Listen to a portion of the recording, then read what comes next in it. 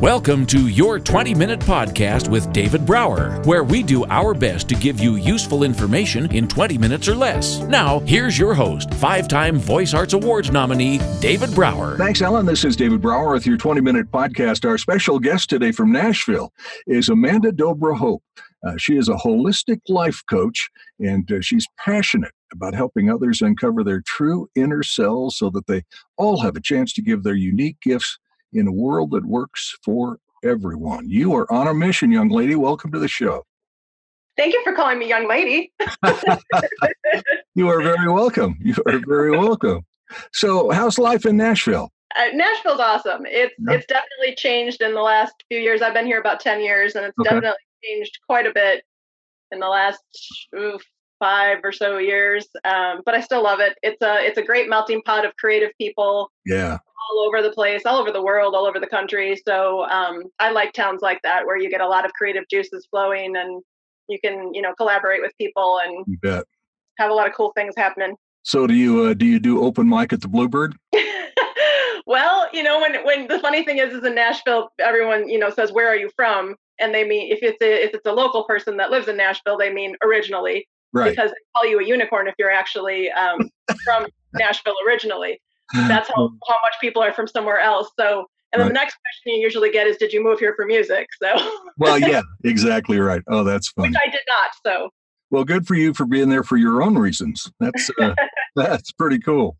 So let's talk about holistic life coaching. I guess, first of all, what kind of experiences or epiphanies or ahas or what have you grabbed you to say, I'm going to go in this direction, I think. I always say it's so funny because, when you're in school and you have like the prescribed list of these are all the things you can be when you grow up. Right. And, all the things I'm doing and have been doing were never on that list. So, I love that. I mean, seriously, how many people do you know that have a college degree that work in that degree? I don't know many, if any. Well, it's just, like I said, when you're a kid growing up too, like, a lot of the things that I do or my friends do, that wasn't on the list of things you could do. Yeah. Yeah. Most of them were legal, I think, right? You're supposed to know that when you're in like, 3rd grade or something. That's awesome. So where did the holistic life coaching come in? Where did that happen? Or how did that happen, I guess, is a better question. So I used to own dance studios. I owned dance studios for 10 years. I taught 3-year-olds through adults, and I had 2 different studios. And I've always been, since I was very young, I was always the truth seeker. I was always the one who would, if everyone was kind of dancing around the elephant in the room, I would, no pun intended, I'm sure. No pun intended, I'm sure, dancing around the room. Well, so I would always be like, can we just talk about that thing no one's talking about that's making it like you could cut the tension with a knife in this room? Oh, I love it. Everyone would say, there is nothing to talk about. And be quiet. You didn't see anything and there's nothing actually going on.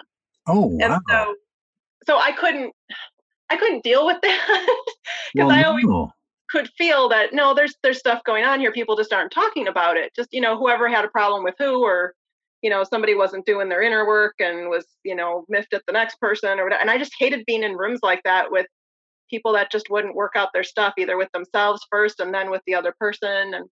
But for a long time, I just sort of pushed it down and tried to be normal and fit in because everyone would say, no, there's nothing going on. And when you hear that enough times when you're a kid, Well, you absolutely. Yeah. But you were obviously very, very intuitive from a very young age. And once you started to allow that to come out, I'm sure you just started to flourish like a rose and probably caught you off guard a few times. Well, so after the towards the end of the dance studio thing, everything just kind of kept flying up out of me. And I just was voracious and wanting to find out about spiritual things that weren't necessarily a part of any religion, but just everything I could find out that sort of opened, the world to me. Yeah. I didn't even realize was an option. And so I ended up going to school for metaphysics, which most people don't necessarily understand what that is. So they usually, people that I talk to that aren't into that usually think I'm talking about ghosts or paranormal things or whatever. It's witchcraft. We understand. Okay. It's not. I know. At all. So what I tell people is that I was looking for a broad-based spiritual education. So that's what that was. Ooh, like that. Yeah. Yeah. We studied all the different world religions. We studied yoga and dream work and grief work and things you'd need for counseling and coaching. We studied the gamut of things. I love that. Oh my God. Yeah, people are always shocked. They're like, wait, you studied all the world religions? I mean, not in depth, obviously, because that would have taken forever, but, general overview. And so they offered, different programs. You could do a spiritual counseling program through your master's. And then I ended up getting a doctorate in holistic life coaching. So nice. When you got your doctorate and you walked out with the lambskin, what happened next? Or the sheepskin, I guess. Sheepskin. There you go. What happened next when you walked out the door and said, okay, world, I got my doctorate. Here I come. Well, I mean, I was able to do it before the doctorate because my master's was in spiritual counseling. So I could, do it under that umbrella. So I did hang my shingle before that. And I help all different people. I mean, I help people from all different walks of life. I help people who are religious. I help people who are atheists. I help people who are spiritual but not religious, wherever they're at, because what I'm trying to help them with isn't about what religion they are or anything. It's just universal. Let's do your inner work and get you to have a better relationship with yourself, find out who you are authentically, and have you interact with the people around you and the world around you at a higher level and a more satisfying level. So how do you crack that door? How do you make it easy for somebody to put their toe in the water when they're probably rampant with fear about what you're talking about? Well, let's put it this way. One of my clients said that I was a cross between a hippie and a cool chick. Love that. And so I tend to I have a foot in a whole bunch of worlds. I can go to a rock concert one day and be talking about holistic stuff at TEDx the next day. Sure. So I think the fact that I'm not totally over in one camp or totally over in the other camp, and in fact, a lot of my books talk about that divine masculine and divine feminine energy, which is the divine masculine quickly is doing, structure, academia, plans, putting things on the ground. And, everybody has both these energies. The feminine energies are things like creativity, relationships, allowing things to gestate, sure, holding space. So the man is the waffle and the woman is the spaghetti. Yeah, I've heard that. No, the thing is that each of us have both those energies in us. So, like real quick, if we use the masculine and feminine energies inside of us, say, I use the feminine energy of holding space and allowing things to gestate to tap into that creative field to write my books. Sure. But then I have to, type it on the computer. I have to figure out how to market it. I have to, put it on the distribution channels. That's all masculine energy, sure. Once you're done with I get that. I mean, I'm a voice actor by profession. And so I totally get that. I like I'm working on a project right now for a dog hotel in Edmond, Oklahoma. And so to get into that creative place, to write the script, voice the script, produce the script, and then go to the other side and go, okay, now I got to record this. I got to edit this. Right. So I totally get what you're talking about. Oh yeah. So fun. Yeah. So fun when you realize that you don't have to just hang out in one space. So I think the way that I'm not scary to people is, even when I've had people come in, sometimes I have couples come in and, usually one drags the other and the other one's kind of sizing me up and looking at me and like, well, yeah, I don't know. And after 10 minutes of talking to me, sometimes 5, you can see their shoulders relax. They're telling me all kinds of stuff. And they're like, oh, you're just a normal person, Yeah. That's why I got that cross between the hippie and the cool chick. If they come in as looking for a holistic life coach and they don't really 100% understand what that means, their shoulders are going to be raised up a little bit, right? Until you allow them and help them to breathe and go, it's okay, it's all right, here I am. It's because I'm a master space holder, so I know how to hold that space for them when they need to, we need to start poking around and pulling stuff up, so I can hold that space in a way that people feel comfortable. Tell me what that means. Master space holder. I saw that on your website. Yeah. It's harder than it sounds. That's why I wrote a whole book about it, but it's very, very difficult. Holding space is a feminine energy, like I said before. Mm-hmm. It's an abstract energy. It's not something that, is concrete or can be described or, defined in a concrete manner. Okay. It's the art of sort of energetically creating a space for someone or something or for yourself in order to allow what needs to come out in that time. So you are dropping yourself into that moment, and you are sort of the caretaker or the firekeeper of that time, so that whatever wants to come out of it organically can. And you're just keeping the car on the road as far as, how you're directing the session. You're not trying to tell them what needs to come out of it, because you don't know that. So right before we got on here, you said, I'm gonna turn on the thing here, and we're just gonna start going and see what comes out. And that's what holding space is. You're creating that time and saying, okay, this is what we're dropping into. Let's shift into, we're doing this podcast, or we're doing this session, or and then you, in this case, are the space holder, because you are keeping the car on the road. You are directing this podcast session. Yeah. Oh, that's an interesting way to look at it. You didn't know you were a space holder, did you? Oh my God, no! I knew I was a space cadet, but that was decades ago. So you're a professional space holder. You're not the professional space holder for people to figure out their inner issues, but you're a professional space holder for your podcast. That's pretty cool. And your audience. Yeah, I like that. So when you lead, I guess, is this the right way to phrase it? When you lead people into their journey, is that what you do? I mean, that works. Yeah, that's a fine phrase. All right. So you're leading people, single, couple, whatever, into this journey of the unknown, I would think.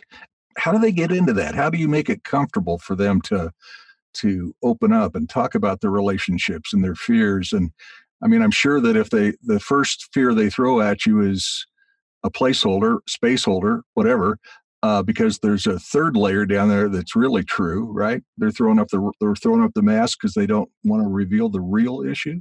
Here's the thing. By the time people actually make an appointment and decide to actually, be with me for that, they've gotten past all that junk. They're like, I'm ready, to move forward. And for me, I'm not since I'm not a therapist, psychotherapist, or, a counselor in that way, psychologist, I'm not dealing with people who are in crises or trauma, like deep trauma. I'm dealing with people who want to up-level their lives and stop the same repeating patterns.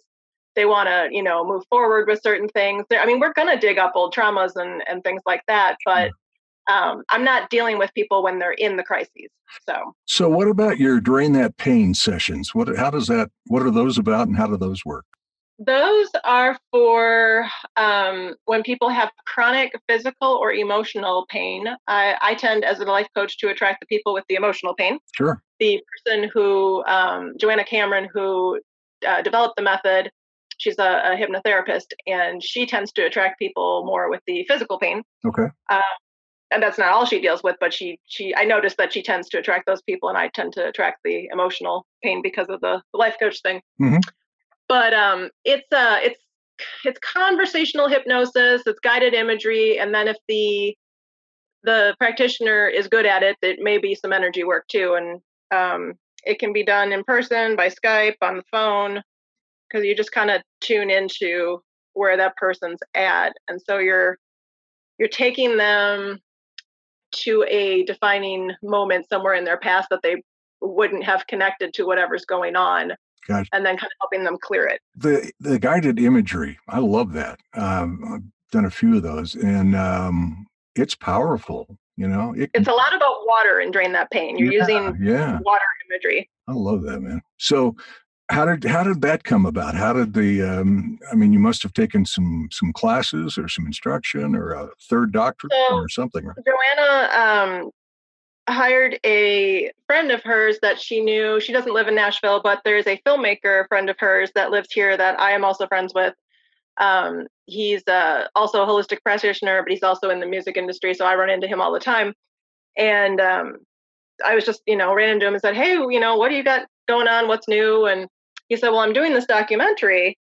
And he had actually been in a car accident and, couldn't think, couldn't move, was in a dark house. He couldn't even put the lights on in his house or open the shades. His knee was all messed up. He was going to have surgery and things. And she happened to call him during this time and said, hey, what are you up to nowadays? I want to do this movie. And he said, I'm not up to much. I can't leave my house. I can't move. And she did 2 Skype sessions with him, and he was completely better. He ran and jumped over a giant rock in the movie. He filmed the whole movie, and So I'm in the documentary, long story short. That's a goosebump moment right there, man. That's cool. Yeah, because he said she's coming to Nashville. She wants to train people on the method in the documentary, like during the filming. She wants to train people to do it. And so said, "Are you in?" I said, "Yeah, I'm in." So that's how that happened. Heck yeah. So on your website, your video is great. You've got a 5-minute video on there that people can watch and listen to and get another sense of what you do and how you do it. And it's so easy to navigate. It's so easy to, allow me to hold the loving space for you to find and unlock your true self. I mean, who wouldn't want to respond to that, right? Well, thank you. Yeah, I mean, it's so well done, it really is. And the language is simple. The video is great. You've got a newsletter that they can subscribe to. You do individual holistic life coaching sessions, Drain That Pain thing that we talked about, how to create healthy partnerships, video class series, books, articles, blogs, my goodness gracious, workshops, seminars. Oh, and wait, we perform weddings and personalized life ceremonies. I was able to get a Master of Divinity and a ministerial ordination with all that schooling that I did. And so I'm kind of a freelance minister, so I can do weddings as well. I've been doing that for about 12 years, and I tend to attract people who are 2 different faiths, 2 different races, 2 different age, big age gap. I've married twice now, a Catholic and a Muslim. Oh, wow. Yeah, everyone always says, "Oh, wow," about that. Who's, one had the complete Catholic family, the other had the complete Muslim family, and some of them called me in tears and said, "I don't know what to do. Our families are, raising a ruckus and whatever." I said, "It's okay. It'll all be great." And it was.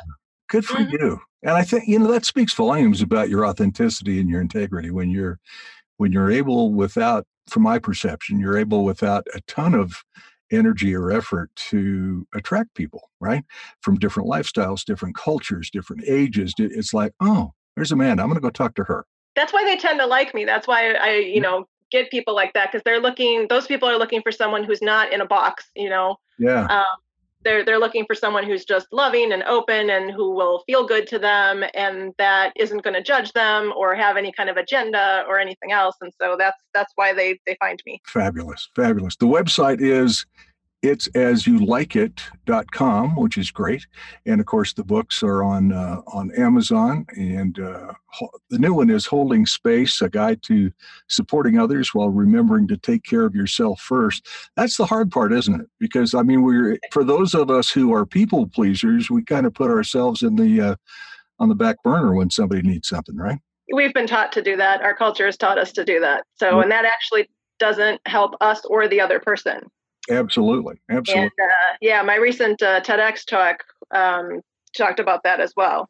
So if people want to watch your TEDx talk, how would they search for your name on YouTube, or where would they find that? Depending on when this podcast comes out, it should be on the TED site, actually. I spoke at TEDx Wilson Park, so it will definitely be there, but I do believe they all get uploaded to the TED site. So it's only been a couple weeks, so they're not done editing and everything yet now. Gotcha. Well, this won't air for a few weeks, so you'll be all right. Yeah, it may be up by the time people hear it. So there you go. Amanda, it's really been a thrill talking to you. Amanda Dobra Hope, and her newest book is Holding Space, a guide to supporting others while remembering to take care of yourself. And her website is itsasyoulikeit.com. Oh no, it's as you. Yeah, I was just going to say that. ITS. Yep. Yep, it's itsasyoulikeit.com. And she is, among other things, a professional master space holder. I love it. Hey, congratulations and continued blessings to you and all the people that you touch. And just really exciting what you're doing. I'm thrilled for you. Thank you very much. New book on the way also, so stay tuned for that too. All right. And when you sign up for the newsletter on our website, you'll get first heads up on the book, right? Yes, and this one's my magnum opus. This one's been in the works for quite a few years now. So wow, and the name of it is Magnum Opus by The Healing of the Masculine and Feminine. Awesome, good for you. Hey, continued success, and a real treat to talk to you. Maybe I'll wave at you when I'm in Nashville next month. Sounds good. Thanks, David. Listen to Your 20-Minute Podcast with David Brower on the go. Downloads are available on YouTube, Twitter, Facebook, iTunes, iHeartRadio, Spotify, any podcast app, and on our website at davidbrowervo.com/Your 20-Minute Podcast. Until next time, thank you for listening.